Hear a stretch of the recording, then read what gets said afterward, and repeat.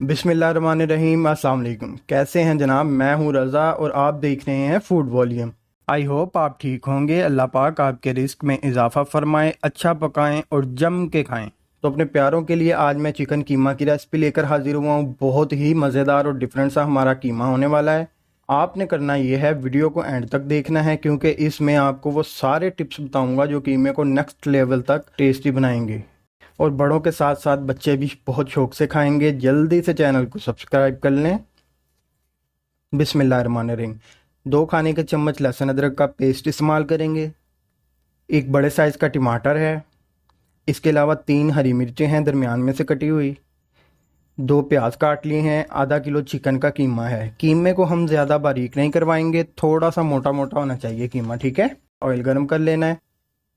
फिर गरम मसाला इसमें जाएगा, एक तेज़ पत्ता, एक बड़ी इलायची, 2 से 3 इंच दालचीनी के टुकड़े, आधा चाय का चम्मच काली मिर्च और 1 चाय का चम्मच ज़ीरा शामिल कर देना है। ज़ीरा ब्राउन होते ही प्याज शामिल कर देनी है और फिर कलर चेंज होने तक फ्राई करनी है।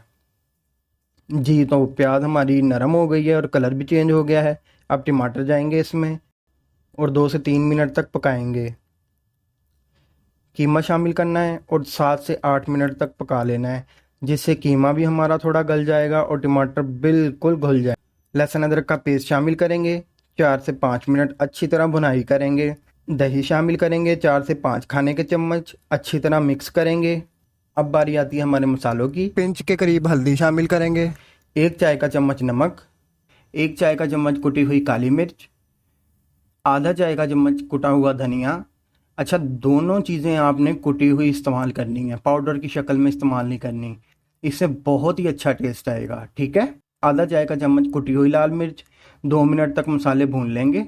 इसके बाद हरी मिर्चें शामिल करके अच्छी तरह मिक्स करेंगे। कीमा तैयार है। इसके साथ ही मुझे दें इजाज़त। दुआओं में याद रखिएगा। अल्लाह हाफिज़।